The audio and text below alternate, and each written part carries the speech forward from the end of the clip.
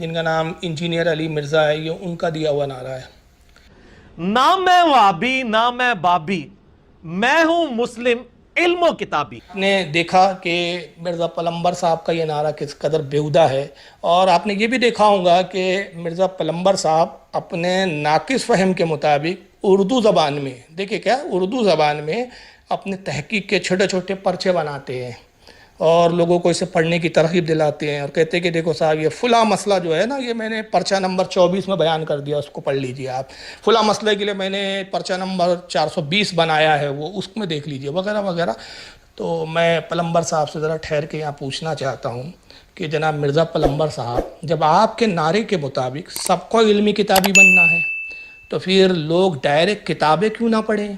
آپ کی یہ چھٹاک چھٹاک بھر کے بیتوکی تحقیق کے پرچے کیوں پڑھیں؟ آپ کے قول جاہلانہ کے مطابق جب اولیاء کی کتابوں میں غلطیاں ہیں، بڑے بڑے ائمہ و محدثین بھی غلطیوں سے مبرہ منزہ و محفوظ نہیں، تو پھر آپ کی نیم مولوی خطرہ ایمان والی شخصیت اور آپ کی خود ساختہ تحقیق کی کیا حیثیت ہے؟ کیا آپ معصوم عن الخطا ہے؟ کیا محفوظ عن الخطا ہے؟ آخر حلقہ اہل علم و محققین میں آپ کی اپنی حیثیت کیا ہے؟ جو ائمہ اولیاء محدثین کو تو چھوڑ دیں اور آپ جیسے لعنتی کی تحقیق پر لوگ اعتماد کریں کہ آپ اپنے پرچوں کو بانٹتے ہیں، نعرہ تو یہ دیتے ہیں کہ نہ میں وہابی نہ میں بابی، میں ہوں علمی کتابی۔ تو کتاب دیجئے نا ڈائریکٹ پوری پوری اٹھا کے بخاری دے دیجئے کہ جاؤ بیٹا یہ بخاری پڑھو اور خود تحقیق کرو، چھٹاک چھٹاک بھر کے، اور وہ جو ہے وہ آپ چند ور کی پرچے کیوں بانٹتے ہو؟ تو یہ سب مکاری ہے کہ یعنی اپنے آپ کو سمجھ لیا کہ خطا سے پاک، معصوم عن الخطا، باقی سب کی کتابوں میں خطا اور سب غلطی پر ہے، ایک یہی صاحب جو ہے علامۃ الدہر بنے بیٹھے ہیں۔ تو جب آپ کے نزدیک، اب میرا سوال بہرحال ابھی ختم نہیں ہوا، میں یہ بھی پوچھنا چاہتا ہوں مرزا پلمبر صاحب سے کہ جب آپ کے نزدیک ائمہ کی تحقیق بلا دلیل جانے کہ دلیل کیا ہے یہ جانے، اگر کسی امام کی تحقیق کو کوئی مان لیتا ہے تو اس کو تقلید کہتے ہیں، جو کہ حرام ہے آپ کے نزدیک، تو پھر آپ کے یہ دو چار ورقی پرچے کیوں مانے جائیں؟ کیا آپ اپنے یہ چند ورقی اردو پرچے لوگوں کے ہاتھوں میں تھما کر انہیں ڈائریکٹ کتابوں سے تحقیق کرنے سے روک نہیں رہے ہیں؟ کیا آپ ڈائریکٹ کتابوں تک جانے سے ان کو جو ہے رکاوٹ نہیں بن رہے ہیں اور انہیں علمی کتابیں بننے سے آپ محروم نہیں کر رہے ہیں؟ تو پھر وہ علمی کتابیں کیسے بنیں گے کہ جب وہ ڈائریکٹ کتاب نہ پڑھ کے ہی آپ کے چھٹاک بھر کے پرچے پڑھنے بیٹھ جائیں گے؟ اسے ہی کہتے ہیں جناب مکر و فریب اور دوگلا پن۔ آپ کا حال قوم شعیب علیہ السلام کی طرح ہے۔ وہ قوم شعیب جو تھی نا، ان کا حال یہ تھا کہ لینے کے باٹ الگ تھے اور دینے کے باٹ الگ تھے، تو آپ کا یہ حال ہے۔ خیر حقیقت تو یہ ہے کہ میں یہاں سامعین سے کہوں گا کہ حقیقت تو یہ ہے کہ مرزا پلمبر جو ہے نا وہ ایک بیمار شخص ہے اور اسے علاج کی سخت ضرورت ہے۔ اسے صحابہ، ائمہ اور بزرگان دین سے بغض حسد کا حیضہ ہو گیا ہے، اور ہوشیار ہو جائیے، بغض اولیاء ایک خطرناک بیماری ہونے کے ساتھ ساتھ سخت متعدی یعنی چھوٹ کی بیماری بھی ہے۔ یہ بڑی تیزی سے پھیلتی ہے، جتنا کورونا تیزی سے نہیں پھیل رہا ہے نا، اس سے زیادہ یہ بیماری پھیل جاتی ہے۔ جو بھی شخص اس طرح کے بیمار کے قریب جاتا ہے اسے یہ بیماری ہونا یقینی ہے، اور قربان جائیے نبی کریم صلی اللہ تعالی وسلم کے علم غیب پر کہ میرے آقا صلی اللہ تعالی علیہ وسلم نے اس بیماری کے متعلق 1400 سال قبل ہی اپنے امتیوں کو خبردار کر دیا تھا اور بتا دیا تھا کہ یہ بیماری کتنی محلی کا خطرناک ہے۔ چنانچہ جامع ترمذی کتاب الفتن باب ما جاء فی علامتی حلول المسخ والخسف حدیث نمبر 2211، اس کے تحت حضرت امام ترمذی ایک بڑی طویل حدیث لائے ہیں جس میں نبی کریم صلی اللہ تعالیٰ علیہ وسلم قیامت کی نشانیاں بیان فرما رہے ہیں اور اپنے امتیوں کو بتا رہے ہیں کہ دیکھو قیامت سے قریب کیا کیا ہوگا، اور پھر وہی سب بیان کرتے ہوئے آقا فرماتے وَلَانَ آخِرُ هَذِهِ الْأُمَّةِ أَوَّلًا فَلْيَرْتَقِبُوا عِنْدَ ذَلِكَ رِيحًا حَمْرَاء وَزَلْزَلَةٌ وَخَسْفٌ وَمَسْخٌ وَقَذْفٌ۔ آقا فرماتے ہیں کہ اے لوگو، قیامت کی نشانیوں میں سے یہ بھی ہے کہ اس امت کے آخری زمانے کے لوگ پہلے کے بزرگوں پر لعن طعن کریں گے۔ کیا فرمایا کہ قیامت کی نشانیوں میں سے یہ بھی ہے کہ اس امت کے آخری زمانے کے لوگ پہلے کے بزرگوں پر لعن طعن کریں گے، اور جب وہ ایسا کریں تو اس وقت تم سرخ آندھیوں، زلزلوں، زمین کے دھسنے، شکلوں کے مسخ ہونے اور پتھروں کے آسمان سے برسنے کا انتظار کرو۔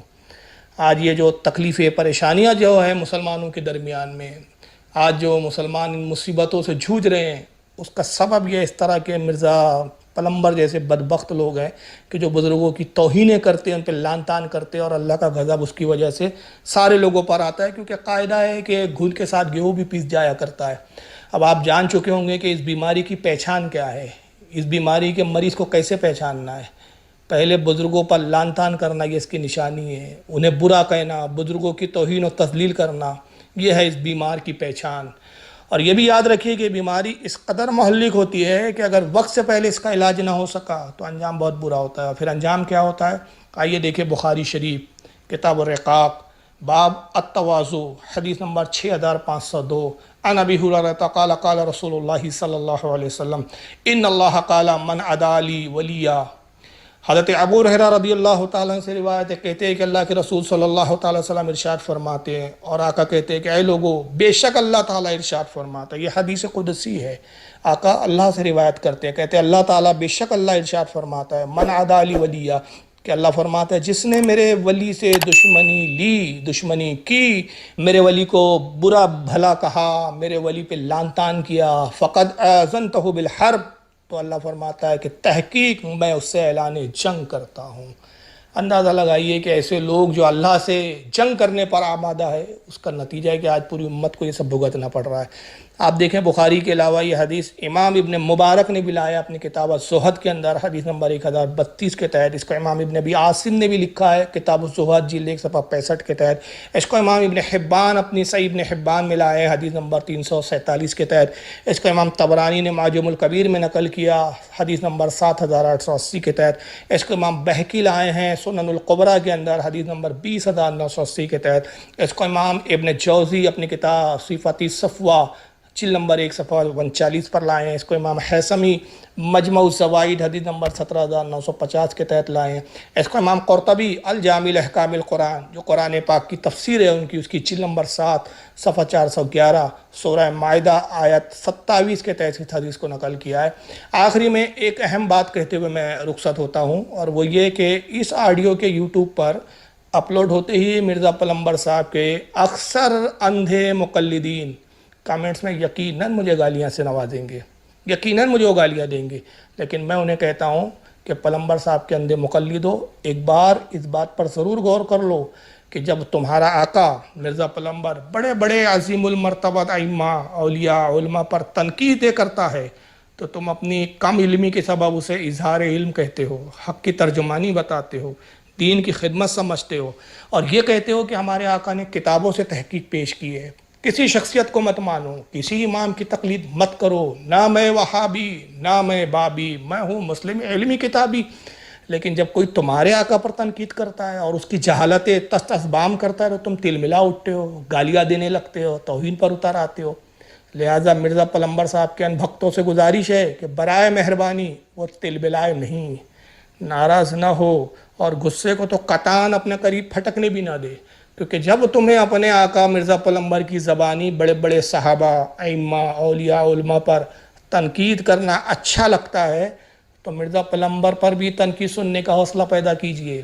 اب صرف یہ کہنے سے کام نہیں چلے گا کہ نہ میں وہابی نہ میں بابی، میں ہوں مسلم علمی کتابی۔ اگر واقعی مسلم علمی کتابی ہو تو پھر مرزا پلمبر کی ہر بکواس پر ایمان مت لاؤ، اس کی اندھی تقلید مت کرو، اور ان علماء اہل سنت کو بھی سن لیا کرو جو مرزا کی علمی خیانت اور اس کی جہالت کو واضح کرتے ہیں۔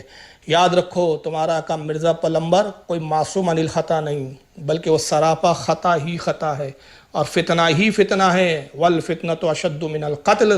اس ساری گفتگو کے بعد بھی اگر کسی کو میری بات سمجھ میں نہ آئے تو پھر اس کی اپنی مرضی، میری صحت پر اس سے کوئی فرق نہیں پڑتا۔ والسلام علی من اتبع الہدی۔